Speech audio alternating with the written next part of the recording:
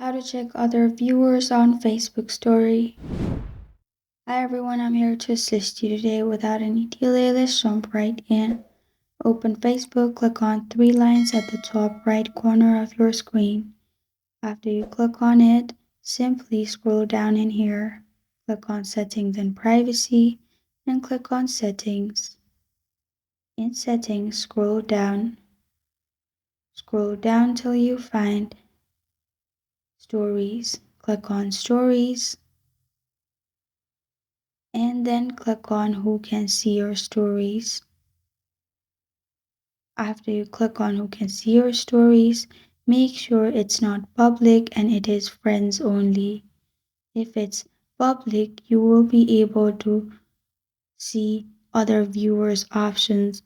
If you make it to friends only, you won't be able to see the viewers' options.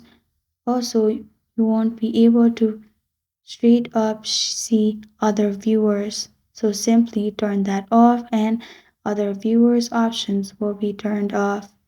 This is how to check other viewers on Facebook story. Thank you for joining me today. If this video helps you out, please leave a like and subscribe for more. Got a question or want to suggest a topic, comment below. Thank you for watching.